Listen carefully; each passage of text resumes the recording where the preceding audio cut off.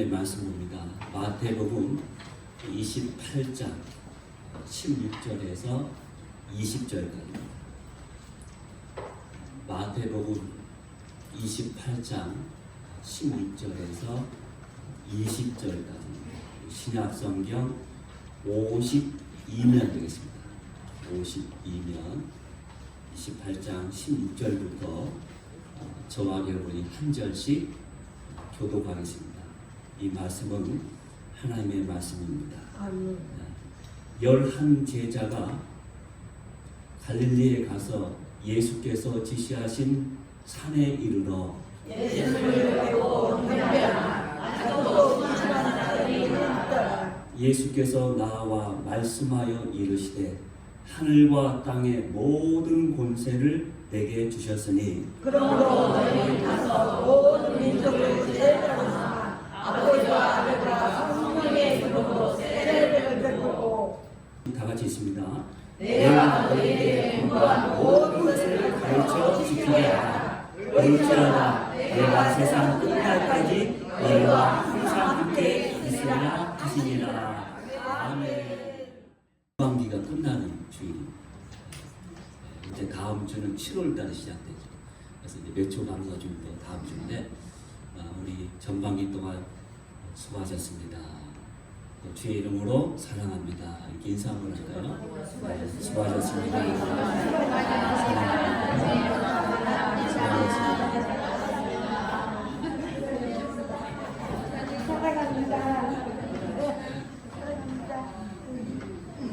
수고하셨습니다. 날씨도 덥고 비도 오고 농사일 얼마나 힘든 일인지 저도 알고 있습니다. 어릴 때부터 봐왔기 때문에 저도 부모님 도우면서 일하면서 오랫동안 떠나 있으면서 잊어버렸는데 다시 한번 일하시는 분들 보니까 참 마음으로 존경을 하게 됩니다. 그러면서도 믿음 가운데 살아가는 그 모습 보니까 더욱 기쁘고 또 하나님 앞에 얼마나 기쁘게 여기신가 하는 생각도 해봅니다. 그래서 늘 달려왔듯이 후반기도 더 힘있게 달려나갈 수 있는 우리 모두가 되기를 주의 이름으로 축원합니다. 사람마다 생의 마지막이 되면은 남기고 싶은 소중한 말들이 있습니다. 그래서 사형 선고를 앞둔 제수에게도 사형을 집행하는 순간에 마지막으로 할 말이 없느냐 묻게 되는 것이죠.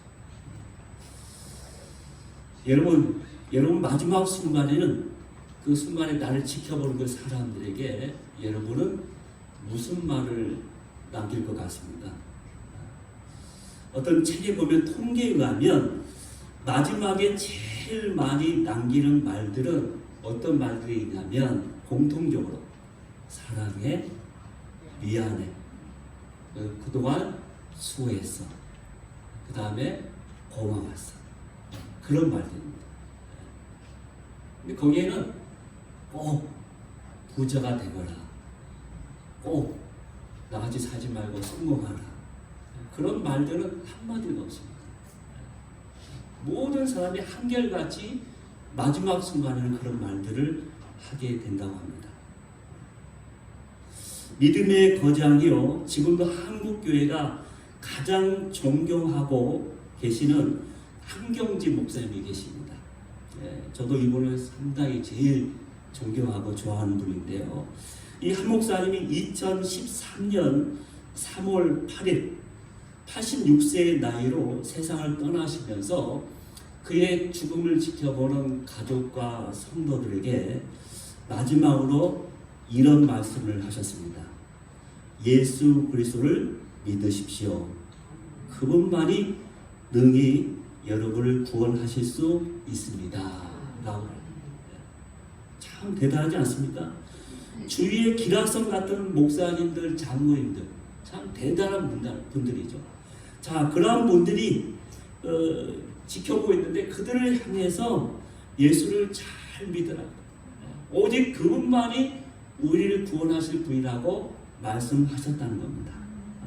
자, 왜 그렇게 말씀하셨을까요? 사람이 죽음을 앞둔 순간에 이르게 되면 더 확실하게 깨닫게 되는 것이 있습니다. 이게 뭘까요? 내가 죽는 이 순간에는 결국 믿음밖에는, 우리 주님밖에는 아무것도 없구나 라는 것을 깨닫게 되는 거예요. 내가 열심히 이렇게 쫓아다니고 열심히 수고하고 열심히 달려나갔던 그 모든 것들이 이 죽음의 순간은 아무런 도움도 되지 않고 어떤 위로도 되지 않고 그가 의지할 그런 대상도 아무것도 아니라는 거예요. 그래서 오직 믿음밖에, 우리 주님밖에는 없구나 라는 것을 깨닫기 때문에 그 순간에 그런 말씀을 하신 것이죠.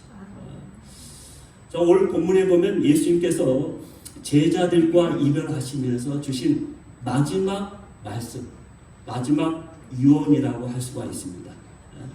그 마지막 말씀이 무엇이었느냐? 오늘 말씀 보면 모든 민족을 제자로 삼으라 라는 말씀이셨습니다. 오늘 본문을 다시 한번 보겠습니다. 마태복음 28장 18절 전반절에서 20절 전반절까지 우리 다 같이 한 목소리로 있습니다. 하늘과 땅의 모든 것을 내게 주셨으니 그러므로 너희는 가서 모든 민족을 제자로 삼아 아버지와 아들과 성령의 이름으로 세례를 베풀고 내가 너희에게 명령한 모든 것을 가르쳐 지키게 하라. 아멘. 여기 보면 계속 반복되고 있는 한 단어가 등장하게 됩니다. 어떤 단어입니까? 모든. 그렇죠. 모든. 이제 여러분 눈치 다 이제 채셨네요. 모든. 모든. 여기 보면은 오늘 말씀해 보니까 모든 민족, 모든 권세, 모든 것, 이런 단어들이 방금 봉독한 세 구절을 하나로 묶고 있다는 것이죠. 또 이 말씀을 가만히 살펴보면 이 말씀에는 동사 4개가 나오고 있어요. 4개가. 4개가 나오고 있는데 4개가 나오고 있는데 가서, 그 다음에 또 어떤 동사입니까? 제자로 삼아, 그 다음에 세례를 베풀고, 그 다음에 가르쳐 지키게 하라. 이렇게 4개의 동사가 나오는데 이 말씀을 헬라어 원문으로 보면은 주동사는 하나입니다. 제자를 삼다. 그게 주동사야. 그게 제일 중요해요. 주동사야. 그리고 나머지 3개의 동사는 그것이 어떻게 이루어지는지 그 방법을 가리키고 있다는 것입니다. 다시 말하면 제자를 삼으려면 우리들이 모든 민족에게 가서 복음을 전해야 하고 또 그들에게 세례를 주고 그리고 예수님이 하신 말씀을 지키도록 그를 가르쳐 제자 삼아야 한다라고 그 말씀을 이렇게 풀이할 수가 있다는 것이죠. 여러분, 예수님의 지상 사역 가운데, 예수님이 공생애 가운데 가장 중요한 사역이 무엇인지 아십니까? 그것은 제자를 삼는 것이었습니다. 제자 삼는 것이었습니다. 그리고 세상에 남겨주신 유일한 것이 하나 있는데 그것은 바로 예수님께서 제자들을 남겨주셨습니다. 제자들. 그리고 지상 사역을 다 마치시고 떠나실 때 마지막으로 남기신 마지막 명령, 그 마지막 유언도 제자 삼으라는 명령이었습니다. 이 예수님은 늘 그 관심이 제자 삼입니다. 제자 삼. 그런데 원래 이 제자라는 말의 어원은 훈련에서, 훈련이라는 단어에서 나왔다고 합니다. 그래서 월터 헬릭스라는 사람은 그의 책 제자는 태어나는 것이 아니라 만들어진다라는 책에서 한 사람이 그리스도인으로 태어나는 것은 전적으로 하나님의 은혜이지만 그가 그리스도의 제자로 성장하기 위해서는 사람을 통해서 받는 훈련이 반드시 필요하다라고 말을 했습니다. 그래서 참다운 제자가 되기 위해서는 이 훈련이 필요하다. 그럼 왜 이런 훈련이 필요할까요? 예수님의 제자가 된다는 것은 그렇게 쉬운 것이 아니기 때문이었습니다. 우리가 믿는 많은 신자는 교회에 나오는 많은 사람을 만날 수 있는데 정말 그 중에서도 참다운 예수님의 제자가 되는 것은 쉬운 것이 아니기 때문에 그렇다는 거예요. 제자가 되려면 거기에 따른 값비싼 대가를 지불해야 하기 때문에 그렇습니다. 그래서 많은 사람들이 예수님께 나오기는 나왔지만은 또 예수님께서 그 따르는 제자로서 따르는 그 대가, 고난과 희생과 헌신이 계속 부담스럽기 때문에 많은 사람이 예수님께 왔다가도 하나둘씩 다 떠나는 거예요. 참다운 제자로 산다는 것은 그렇게 어렵기 때문에 그렇습니다. 제가 읽은 책 가운데 유명한 책이 하나 있습니다. 카일 아이들버니 쓴 팬인가 제자인가 라는 책입니다. 팬인가 제자인가. 그 책에 보면은 스포츠나 여러 개의 스타들 보면은 그걸 따르는 수많은 팬들이 있죠. 그들은 많이 열광적으로 좋아해서 그 선수들을 따르는 거예요. 스타들을 따르는 거예요. 그 스타에 관한 것을 다 압니다. 모든 정보를 다 알아요. 그러면 그들이 공연하거나 경기하면 꼭 가서 박수치고 얼마나 응원을 열정적으로 하는지 몰라요. 근데 중요한 것은 그 경기가 끝나면 그 스타나 선수가 다 있음에도 불구하고 다 떠나간다는 거예요. 그 다음 정작 경기에 나서는 사람은 한 사람도 없다는 거예요. 그게 팬이에요, 팬. 근데 제자는 뭐예요? 제자로 산다는 것은 자기를 부인하면서 또 자기의 십자가를 지면서 뭔가 희생하고 뭔가 대가를 지불하면서 그 길을 가야 하기 때문에 힘든 거예요. 그래서 많은 팬들은 많아요. 우리 교회 안에도 팬들은 많이 있는데 정작 예수 그리스도를 따르는 제자는 적다는 거예요. 그래서 이 아이들과는 질문합니다. 당신은 제자입니까? 라는 질문을 진지하게 우리에게 다시 하는 거예요. 저는 여러분에게 다시 한번 질문합니다. 여러분은 예수님의 팬입니까? 아니면 예수님의 제자입니까? 다시 한번 그 물음 가운데 진지하게 내 자신을 돌아봐야겠습니다. 이제 다음 주일이면 우리 시몬교회가 교회 창립 70주년을 맞이하게 됩니다. 그래서 지난주에는 무슨 제목으로 설교를 제가 했습니까? 기억하고 계시나요? 무슨 제목이었죠? 설교 제목이? 이렇게 기억 못하는 게 저한테는 의뢰입니다. 다 기억하면 제가 어떻게 설교하겠어요? 여호와의 집에 올라가는 사람들이라는 제목으로 제가 설교를 했습니다. 그래서 하나님의 여호와의 집에 이 교회에 올라오는 사람들이 어떤 마음으로 올라와야 하는지, 그 다음에 이 교회에 와서 어떤 마음으로 예배를 드려야 하는지, 그 다음 우리가 예배 시간에 와서 무엇을 위해서 간구해야 하는지 그것에 대해서 같이 말씀을 나누었습니다. 자, 오늘은 우리 교회의 가장 중요한 사명, 예수님께서 우리 교회 시몬교회에 주신 가장 큰 사명, 모든 민족을 제자 삼으라는 이 주님의 명령에 대해서 잠시 생각을 해볼까 합니다. 자, 먼저 예수님은 이 지상 명령을 누구에게 주셨는가? 누구에게 주셨습니까? 네, 제자들인데 그것도 11명의 제자들에게 주셨습니다. 11명의 제자들. 자, 16절 볼까요? 16절. 다 같이 있습니다. 11 제자가 갈릴리 가서 예수께서 지시하신 산에 모입니다. 여기 보면 우리가 아는 대로 예수님 주위에는 많은 사람들, 수많은 사람들, 무리들이 있었어요. 그래서 많은 군중들이 따랐습니다. 심지어 그 사람들이 예수님을 임금까지 막 삼으려고 했어요. 그런데 오늘 예수님은 제자 삼으라는 이 명령을 그들에게 주시지 않고 오늘 말씀 보니까 11명의 제자에게만 이 명령을 주셨다는 겁니다. 그것도 가룟 유다의 배신으로 이제 12명도 아닌 겨우 11명의 제자들에게. 아니 우리가 어떻게 내 자신의 믿음도 주체할 수 없는데 주님이 제정신인가? 아마 이 11명의 제자들은 생각지도 못한 주님의 명령에 이렇게 당황스럽고 놀랐을 것입니다. 그러나 주님의 눈에는 보였던 것이죠. 장차 그들을 통해서 모든 민족들이 주님께 돌아오는 그 장면을, 그 비전을 주님은 보신 것입니다. 지금은 비록 11명이 지나지 않지만 그들 뒤에는 전 세계 수많은 영혼들이 그들 손에 달려 있다는 것을 주님은 보고 계셨던 것입니다.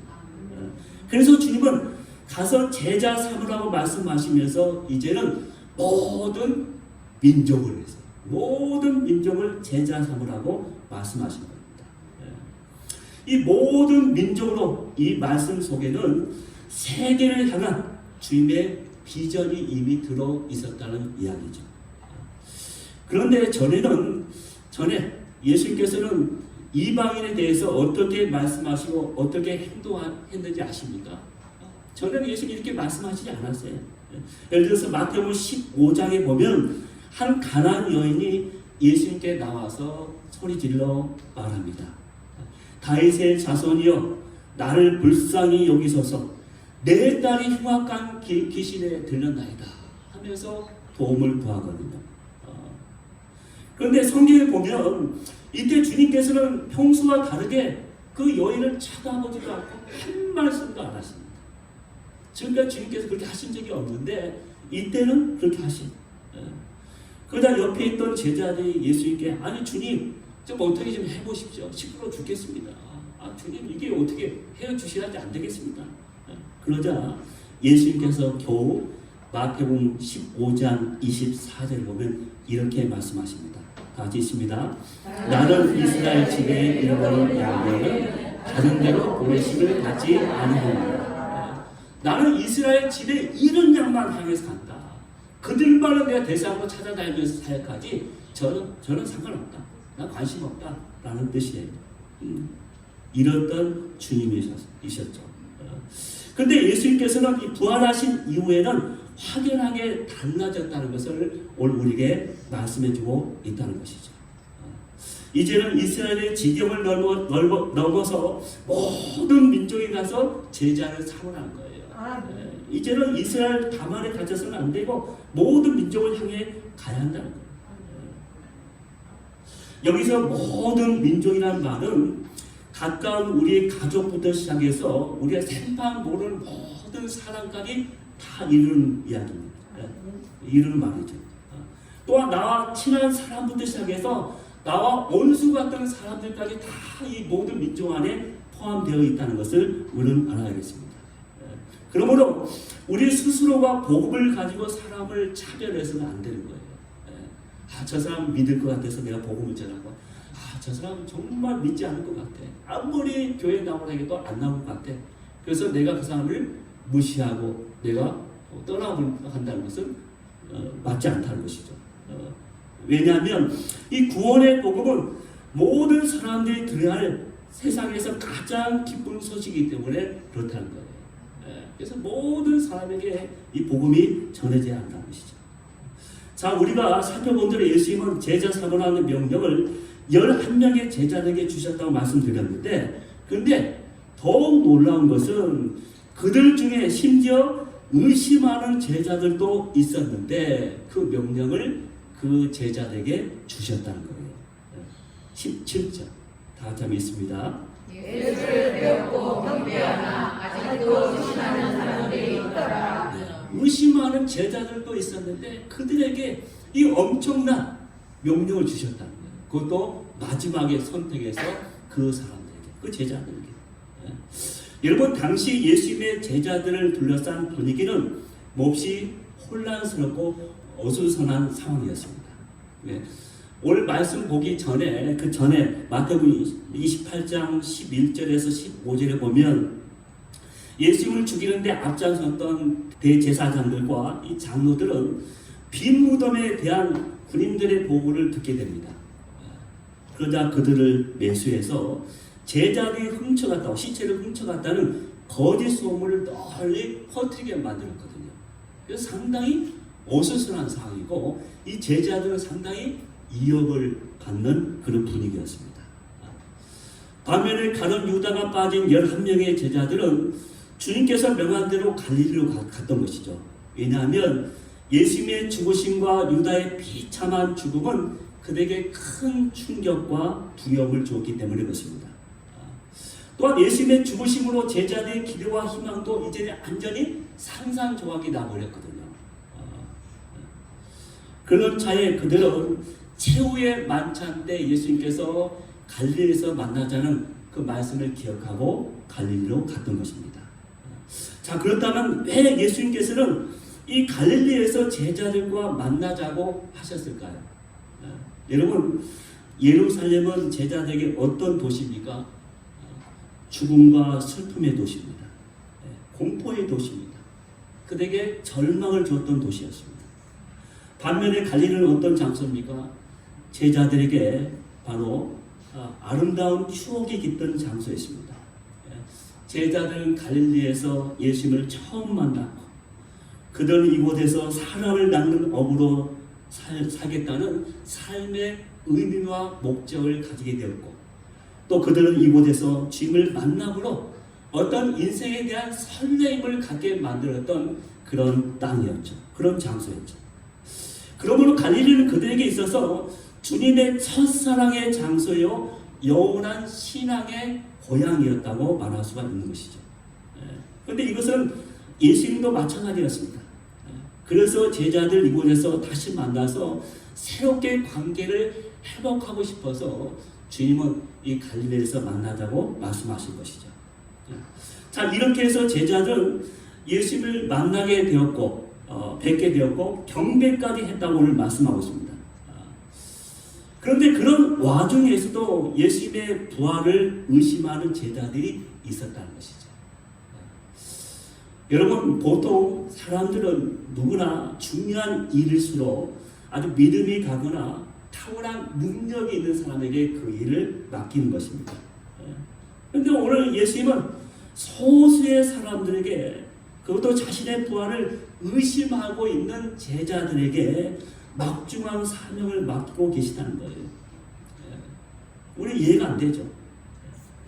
여기서 우리는 주님이 일꾼을 쓰시는 그 방식을 알 수가 있는 것입니다. 그것이 무엇입니까? 주님은 현재 내 모습을 보시고 쓰시는 것이 아니라 장차 바로 변화되고 그 가운데 새롭게 된 위대하게 쓰임받게 될 내 모습을 보시고 쓰신다는 거예요. 현재 내 모습 가지고는 그 일을 감당할 수가 없지만은 그러나 장차 그가 믿음 가운데 성장하고 성숙해져서 변화되어서 위대하게 사명을 감당할 그 믿음을 보시고 그를 그렇게 충성되이 여기사 그에게 그 사명을 주셨다는 것이죠. 이게 주님께서 일꾼을 쓰시는 방법이에요. 만약 여러분이 주님께서 어떤 조건을 가지고 어떤 여러분의 공로나 어떤 모습 그 지금까지 행한 것을 보고서 사람을 뽑는다고 하면은 여기 들어올 사람 아무도 없을 거예요. 우리는 직분을 맡지 못할 거예요. 근데 주님은 그렇게 쓰시는 게 아니에요. 그래서 사도 바울은 이것을 이렇게 고백했던 것이죠. 디모데전서 1장 12절에서 13절까지 한번 읽겠습니다. 시작. 나를 그 안에 하신 그리스도 예수 우리 주께 내가 감사함은 나는 충성되이 여겨 내게 직분을 맡기시니 내가 전에는 이방자요 박해자요 폭행자였으나 도리어 국민을 이룬 것은 내가 믿지 아니할 때 알지 못하고 행하였음이니라. 아멘. 여기 보면 사도 바울이 예수님을 잘 믿을 만한 어떤 믿음이 있고 또 그런 인격과 그런 그릇이 되어서 선택받은 게 아니라는 거예요. 오히려 그가 여기 보면은 비방했고 박해자고 폭행하는 자였는데 그런 가운데 주님 앞에 쓰임을 받은 거예요. 부르심을 받은 거예요. 그것을 단 이유가 뭡니까? 하나밖에 없다는 거예요. 그것은 나를 충성되이 여기사 또 나에게 하나님께서 긍휼을 베푸사 그렇기 때문에 내가 선택받은 것이지 그 외에 아무것도 아니라는 것이죠. 결론적으로 예수님은 이렇게 겨우 11명의 제자들에게 그것도 의심하는 제자들에게 위대한 사명을 주셨다는 것입니다. 그러나 그것은 주님의 공륜하심 때문이요 주님이 그들을 충성되이 여기셨기 때문에 가능했다는 것을 말씀하고 있다는 것이죠. 오늘 저와 여러분도 마찬가지입니다. 우리가 뭔가 대단하거나 어떤 능력이 있어서 오늘 이 자리에 나온 것은 결코 아닙니다. 현재 우리의 모습을 봐서는 절대로 불가능한 일이지만 다시 한번 우리를 충성되이 여기사 우리에게 그렇게 사용하시겠다고 기회를 주셔서 우리가 나올 수가 있게 될 거예요. 그래서 우리는 주님의 은혜라고 말할 수밖에 없는 것이죠. 자, 그렇다면 모든 민족을 제자 삼으라고 이렇게 말씀하시는 예수님, 이러한 명령을 주시는 예수님은 어떤 분이시기에 이렇게 명령하실 수가 있는 것일까요? 18절입니다. 18절 다 같이 한번 읽습니다. 예수께서 나와 말씀하여 이르시되 하늘과 땅의 모든 권세를 내게 주셨으니. 아멘. 자, 오늘 제자들에게 제자 삼으라고 말씀하신 예수님은 하늘과 땅의 모든 권세를 가지신 분이시다라고 말씀하고 있습니다. 그래서 예수님은 온 땅을 다스리고 우리의 모든 것을 다 주관하신 분이다. 왜 이렇게 말씀드릴 수가 있습니까? 오늘 이 예수님, 이렇게 말씀하신 예수님은 인간이 가장 두려워하는 그 죽음, 그 죽음을 정복하고 부활하셨거든요. 그 부활하신 주님이 지금 제자들에게 이렇게 말씀하고 있기 때문에 내가 이러한 권세를 가졌기 때문에 너에게 말하는 것이다 라고 말씀하고 있다는 거예요. 그리고 지금 이 모든 권세를 가지신 예수님이 우리에게 명령하고 계시다는 것을 우리는 늘 기억해야 합니다. 우리 힘으로는 안 돼요. 지금의 나의 모습은 절대 갈 수가 없습니다. 내 자신도 지탱하기 어렵죠. 내 믿음 하나 간수하기도 어려워요. 그런데 어떻게 모든 민족에 나가서 그들을 제자 삼을 수 있습니까? 불가능한 거예요. 그러나 이 모든 권세를 갖고 계신 그 주님이 우리에게 말씀하시면서 그 사명을 우리에게 주셨기 때문에 가능하다는 거예요. 이 권세를 주셨다고 했는데 이 권세가 또 원래 이 헬라 엑소시아라고 하는데 권세라는 말도 있고 또 다른 뜻이 뭐냐면 승인이라는 말. 승인. 우리에게 딱 승인을 줬다는 거예요. 주님께서 나에게 도장을 찍어준 거예요. 승인을 준 거예요. 그렇기 때문에 가능한 거예요. 그래서 모든 민족을 제자 삼을 수가 있게 된 것이죠. 자, 그럼 모든 민족을 제자 삼기 위해서는 우리들이 어떻게 해야 할까요? 첫째는 가야 합니다. 일단 가야 모든 민족을 제자로 삼을 수가 있는 것이죠. 그래서 19절 말씀은 어떻게 시작합니까? 그러므로 너희는 가서 그랬어요. 그러므로 너희는 가서. 여러분, 교회의 모든 사역의 첫 출발은 세상 사람들 가운데 그들의 삶의 자리로 가는 데 있습니다. 내가 가야 먼저 뭔가 일할 수가 있어요. 우리가 자꾸 가면서 내가 일하고 행동하고 움직일 때, 오늘 찬양처럼 우리가 움직이는 성도가 되고 움직이는 교회가 될 때 하나님도 움직이는 그 교회와 성도들 향하여 일하시고 함께 하시는 거예요. 가만히 있는 자에게 절대 역사는 일어나지 않습니다. 이 기적은, 하나님의 능력은 움직이는 자에게 주어지게 되어 있습니다.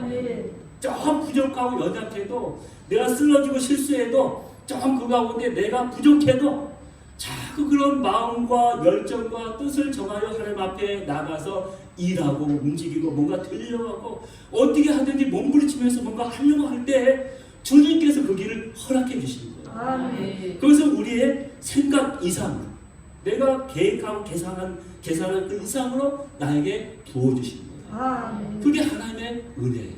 그게 하나님의 은혜예요. 우리 인생이 내가 수고한 대로, 내가 계산한 대로, 내가 계획한 대로만 산다고 하면은 참 멋이 없는 인생이에요. 근데 가끔 우리에게 이벤트가 주어져요. 덤으로 주어지는 거잖아요. 우리 시장에 가서 물건 살 때 덤이요 하면서 조금만 주어도 아무것도 아니에요. 근데 그렇게 좋아하고 행복해. 이 덤이라는 게 그래요. 우리 믿음을 가진 사람은 주님께서 주시는 이 덤, 이벤트가 있어요. 날마다. 그렇기 때문에 하루하루가 늘 설렘이 있고 하루하루가 기다려지는 거예요. 믿음에 들어서게 되면 이러한 우리가 기쁨과 이러한 감사와 이러한 하나님의 행복의 시간이 돼야겠죠. 근데 교회 다녀도 열심히 예배 다녀도 열심히 기도해도 말씀봐도 여전히 내가 그런 인생이 된다면 뭔가 잘못된 거예요. 내가 주님 앞에 다시 한번 진지하게 내가 어떤 믿음의 사람인지, 내가 정말 주님 앞에 진지하게 내 믿음을 다시 한번 점검하면서 체크하면서 나아야 합니다. 왜?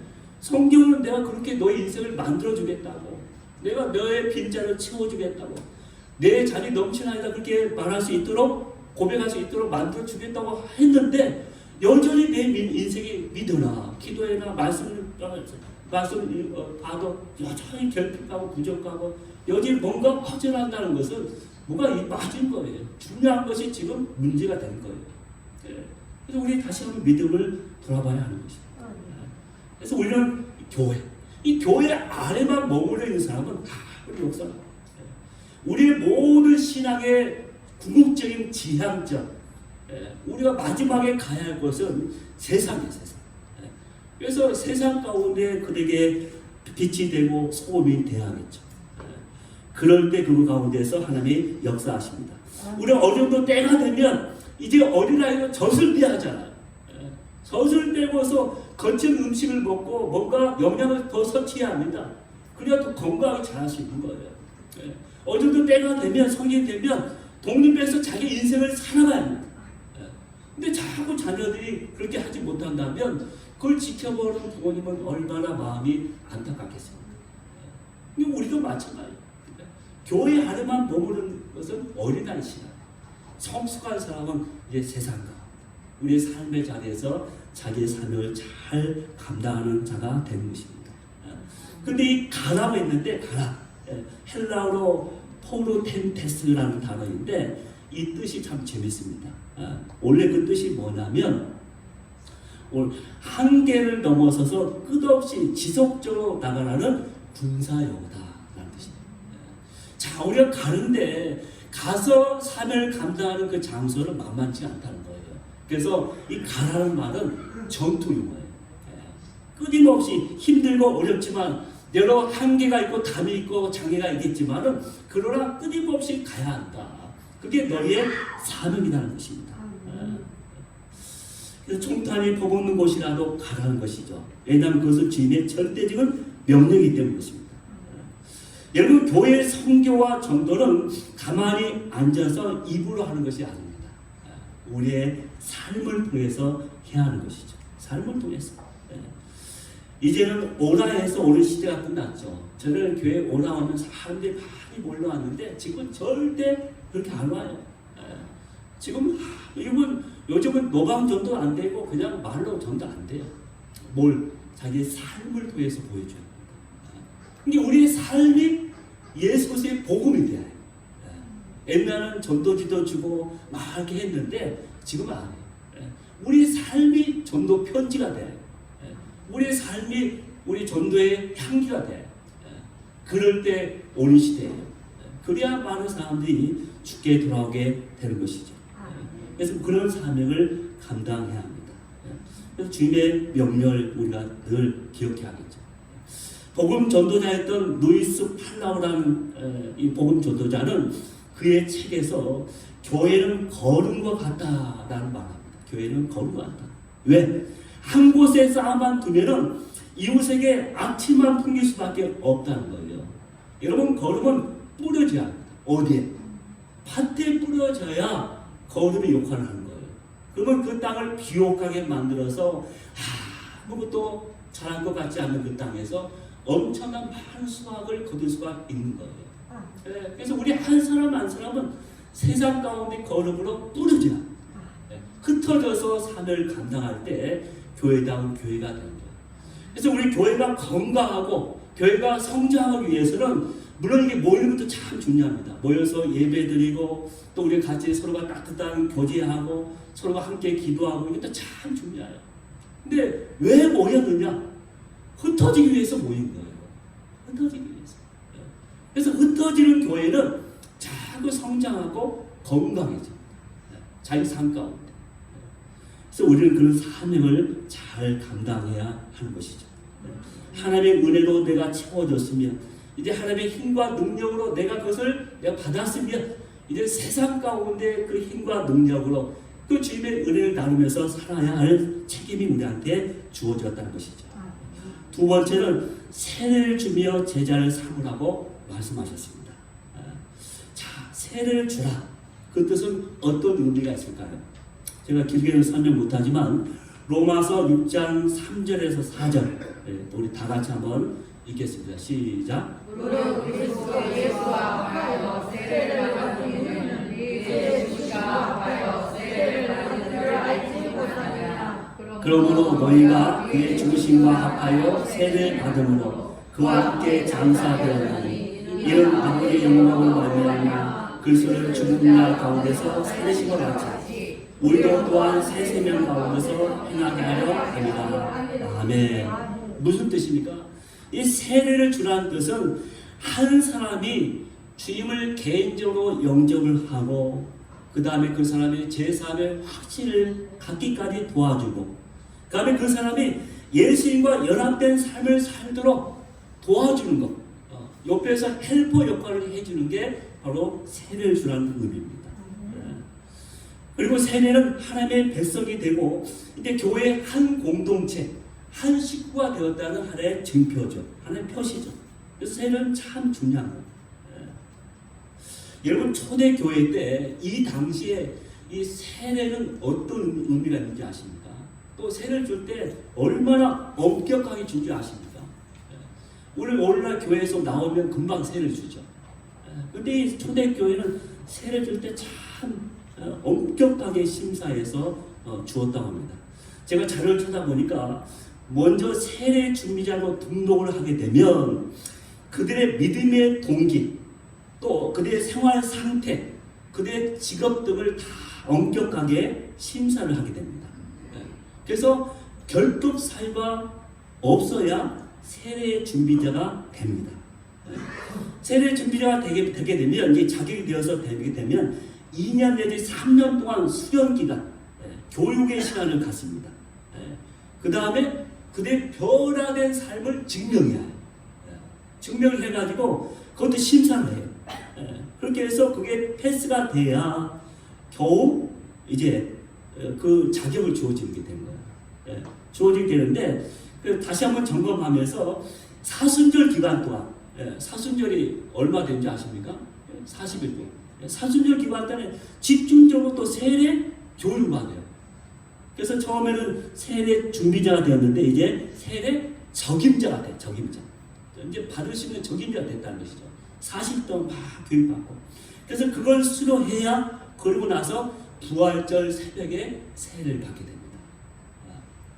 근데 세례를 받고 나서 다 끝난 게 아니에요. 각 교회마다 조금씩 다르지만은 대부분의 경우 세례 찍고 일주일 동안 세례 후에 교육을 또 받습니다. 근데 그렇게 해가지고 한 공동체로 다 환영하며 박수 치면서 이제 한 제자가 탄생하는 거예요. 세례를 통해서. 그만큼 초대교회는 엄격하게 했습니다. 너무나도 중요하죠. 왜냐하면 그때 세례를 받는다는 것은 자기의 생명을 내놓는 일이에요. 그래서 세례를 내가 받을까 말까 심사숙고했거든요. 받는다는 것은 내가 목숨을 각오하는 일이거든요. 그게 세례. 그래서 초대교회는 한 사람이 이렇게 세례를 받아서 제자가 된다는 건 너무나 어려운 거예요. 그래서 너희는 그 일을 하라. 그 일을 하라.